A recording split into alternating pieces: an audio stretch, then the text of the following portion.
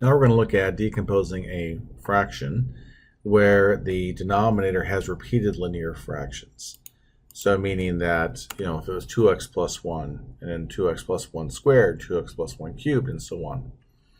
So the partial fraction decomposition of p of x over q of x, when q of x has a repeated linear factor occurring n times, so n could be 3 times, 4 times, whatever, and they give the general case here, and the degree of p of x is less than the degree of q of x, is a sub 1 over ax plus b plus a2 over ax plus b squared. So it's the same factor, but this time squared, but we keep this as a constant term.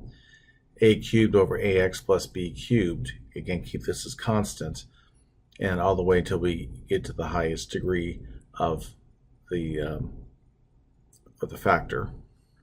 So the factor being n. So that's the general form we're going to end up with. So write the denominator powers in increasing order. And so these a1, a2, a3, and so on, they could all be the same number, but they're not necessarily the same number. So how to decompose rational expression with a repeated linear factors? Use variables like a, b, or c for the numerators and account for increasing powers of the denominator, as we stated before. Multiply both sides of the equation by the common denominator to eliminate fractions. Same thing as last time, just the setup is a little different. Expand the right side of the equation and collect like terms. Set coefficients for like terms from the left side to the equation equal to those on the right side, and create a system of equations and solve for the numerators. So in this one we have negative x squared plus 2x plus 4 over x cubed minus 4x squared plus 4x. And by the way, so see how the degree on top is less than the one below? If they were the same degree, I would do a division, a polynomial long division, and knock it down a little bit. So this is for after that may have happened, and you'd end up with whatever. So let's see, we have negative x squared plus 2x plus 4 over, and it looks like I can factor the denominator to be x times x minus 2 squared. So I see, an x times x squared minus 4x plus 4, so it should be x minus 2 squared. And this would factor down to be a over x plus, and by the way, the numerator is always going to be 1 degree less than the denominator. And so we've been doing linear terms, so that's always going to be a constant because that's 1 degree less than a linear. Then we have b over x minus 2 plus c over x minus 2 squared. And again, because this is a repeated linear factor, this stays as a constant because that's a repeated factor. If it was an irreducible, and you'll see that in another problem, then you would do this as 1 degree less than something that was like irreducible quadratic, 1 degree less, which would make it linear. But this is what we have. So if we were to take and multiply both sides by x times x minus 2 squared, so I'm going to do this times the negative x squared plus 2x plus 4 over x times x minus 2 quantity squared equals x times x minus 2 squared times a over x plus x times x minus 2 squared over x minus 2, or sorry, times b over x minus 2 plus c over x minus 2 squared times x minus 2 squared. And we get to get on our red marker now and have the fun dividing things out. Clean things up a little bit.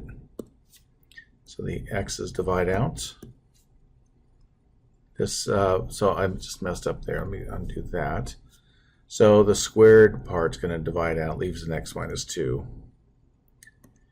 And then here, the x minus 2 squared is gone, and that's going to be gone. Okay, so let's see what we have. On the left, we have this negative x squared plus 2x plus 4 equals, and on the right, I have a times x minus 2 squared plus then we have b times x minus 2 plus c times x. I'm aware of my limited space here. Then we're going to have, so it's just negative x squared plus 2x plus 4. Write that again. And if I multiply this out, I mean, this is x squared minus 4x plus 4. So it's ax squared minus 4ax plus 4a.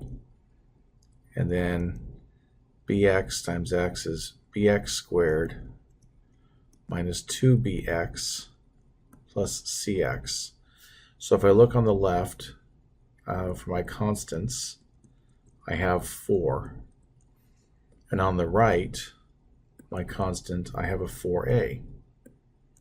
Well, that's pretty easy to get then for a, because there's no constant with the b or c. If on the left I look at my x terms, I have a 2, and on the right, see the 2 coefficient? On the right, I have a minus 4a plus, a minus 2b, and then a plus c. And then for my x squared, on the left, I have a minus 1. On the right, I have an a plus a b. Okay, so I think we can get this pretty quickly. I was worried about space, but I think we're going to be able to get this. So 4a equals 4, which means a must be 1. Then come down to this one. Negative 1 equals 1 plus b. So if I subtract 1 from both sides, negative 2 equals b.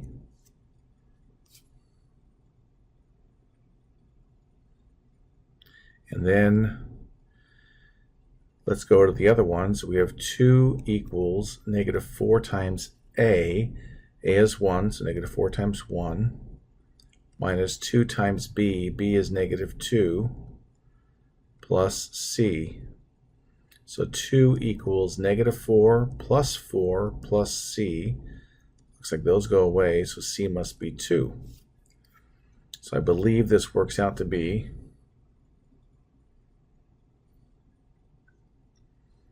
negative x squared plus 2x plus 4 over x cubed minus 4x squared plus 4x equals 1 over x, because that's our a over x, and a was 1, minus 2 over x minus 2, this is b over x minus 2, and b was negative 2, plus 2 over x minus 2 squared. And that's it.